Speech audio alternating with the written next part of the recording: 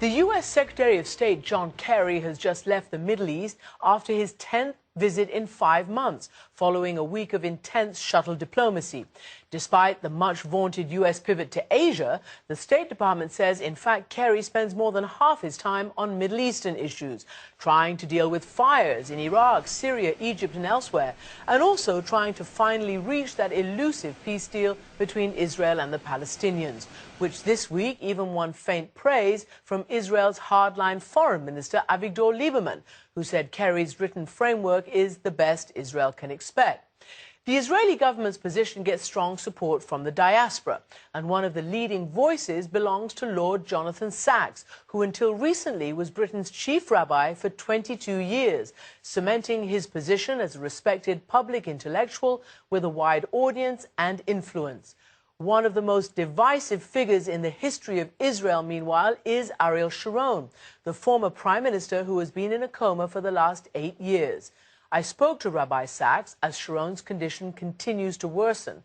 I asked him about the peace process and Israel's isolation, about a troubling rise in anti-Semitism here in Europe, as well as a rapprochement between Judaism and the Vatican under Pope Francis. Rabbi Sacks, welcome. Thank you. Thank you for joining me here. Ariel Sharon has been on his deathbed for a long time, since suffering a stroke many, many years ago. His condition appears to be deteriorating. Your thoughts as he looks to be coming to the end of his life? I knew Ariel Sharon towards the end, and he was one of those figures that Israeli politics have delivered quite often. People who are military heroes, who became in later life people of peace, people willing to take very considerable risks for peace. Menachem Begin was one, Yitzhak Rabin was another, lost his life in the cause of peace. Ariel Sharon pulling back from Gaza, a very controversial thing to do, was actually somebody who had gone through this profound realization that we need to find a new way in the Middle East. We need to make peace with the Palestinians. And he showed immense courage in doing so. And I think people from his kind of background who make that kind of change are, to me, real moral heroes. Fighters for peace who are willing to take risks for peace. There are a lot of people who will take a different view of you calling him a moral hero because of what happened in Lebanon, because of what happened at Sabra and Shatila. We know perfectly well that Israelis, in unprecedented numbers, came out on the streets to protest, an enormous crowd. And we know Israel instituted its own investigation of the events, and we know that they did not leave Ariel Sharon without some criticism, some real criticism. But I am talking about the man I knew in the last years of his conscious and active life. That man was a very different man. And when people are able to make an enormous change, moving from being people who believe in military solutions to people who believe that military solutions may win the battle, but they don't win the peace, for somebody to make that kind of move earns my kind of admiration. And we talk, you know, amidst a backdrop of yet another attempt to restart the Israeli-Palestinian negotiations. About 10 years or more ago, you gave an interview in which you said, you know, a lot of what goes on makes you feeling uncomfortable as a Jew, that some of the realities around occupation may not be compatible with your faith.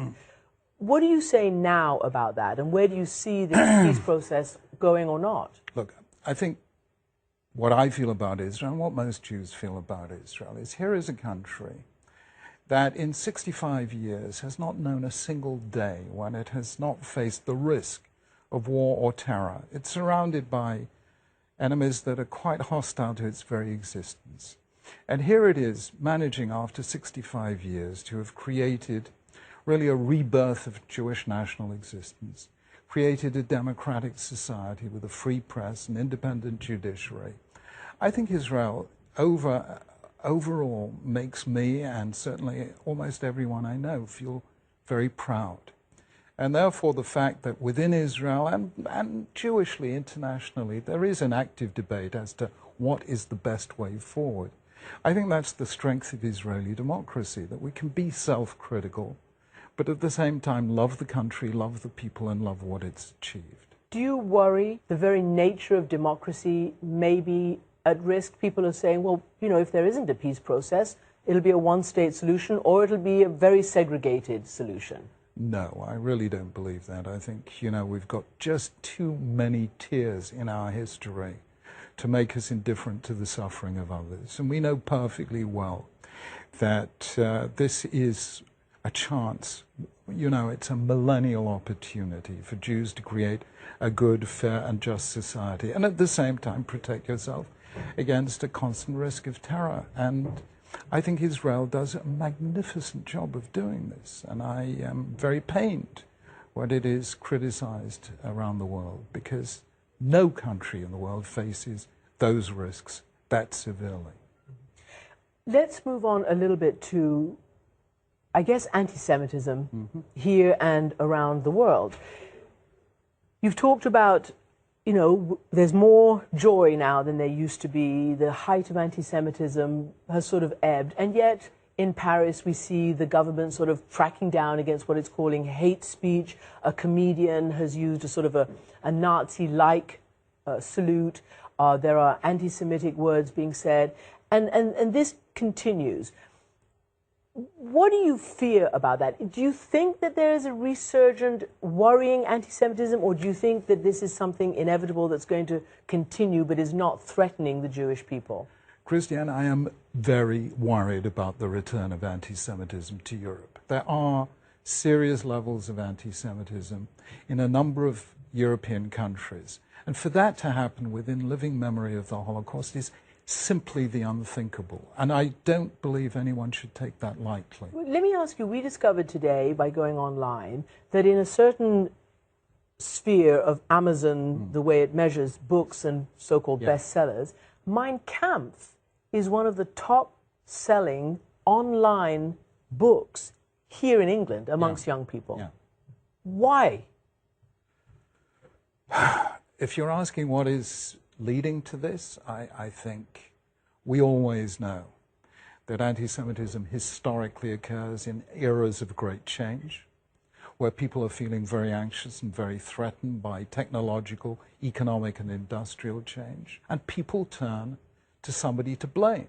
Now, historically, Jews have always been blamed. Even if there were no Jews in the country, still Jews were blamed. It's a demonic phenomenon which has been around in Europe for 1,000 years.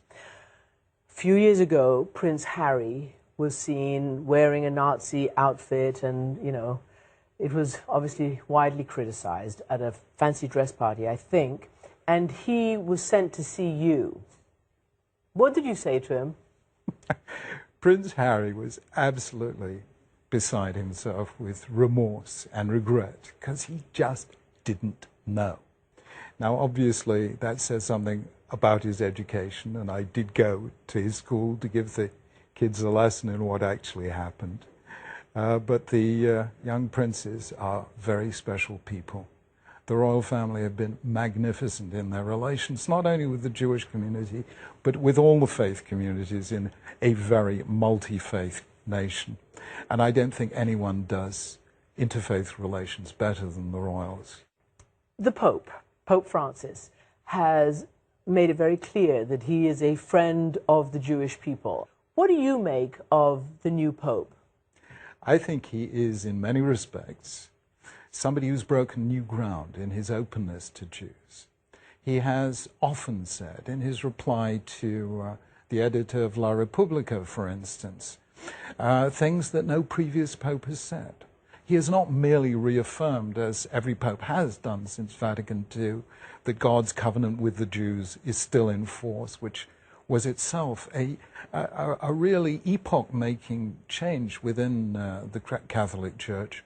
But he's spoken about the admiration and the debt of gratitude Christians must have for the way Jews kept faith with their covenant throughout the centuries. Now, this is a very fine man, and I think I think he is the most important new development in Jewish-Catholic relations we've had.